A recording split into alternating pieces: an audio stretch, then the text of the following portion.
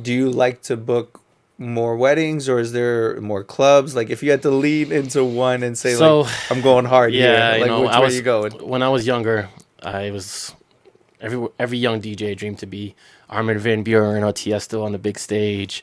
Every DJ dreamed to travel all over the world, which I've done. Every DJ wishes to be on a festival stage, which I've done as well. Open up for a big artist, which I've done as well. But it comes a certain point in time where it's like, yeah, I was doing all that, but I was also doing it part time. I was working full time. And it came to a certain point in my life where I was like, do I want to continue working for the man?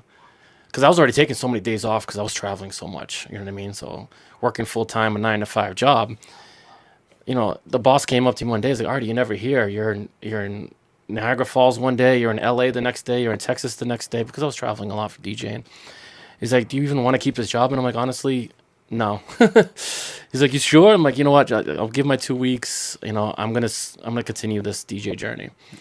So that's when it comes into play where you gotta stop making some real money, to live off of DJing. Mm-hmm. And that's when I started taking on weddings.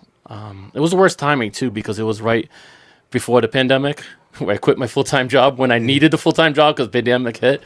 So it was the worst timing, and I was really scared during the pandemic. But What was that like, going through that phase for you? oh, it was horrible. I was like, why did I quit this job? Why did I do this? I was back to cutting lawns with my old man, because there was no jobs for us.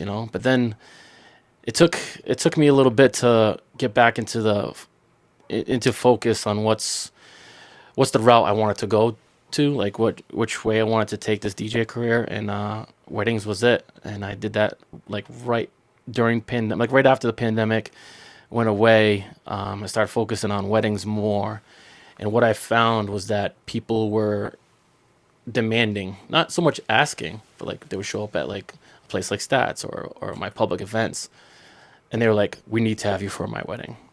We need to have you." At that point, they already made up their mind when it comes to money. So I was like, "All right, I'm already creating a demand for myself."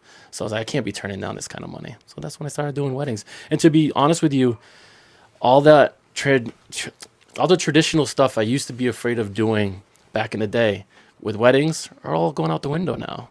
Like all that MC work and all the games you would play, like back in the day, these wedding DJs would do like garter tosses and like all these weird things, or putting the garter up someone's leg. No one's doing that anymore. They're Well, not. people are shutting that down when I offer it. That's what I'm I have saying. it in my paperwork, and I get it more rejected more often than Cake not. cutting now is to the side.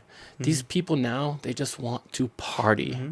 They don't want any of that traditional stuff. So everything came into the right time for me when it came to that. It's like they just want a DJ to really like amp up the party. So that's what I do now. Yeah. So it's so much easier now. Yeah. I think weddings are just in the look of their faces after everything's said and done. Like the videos that I post, they're always so happy that I'm there doing it.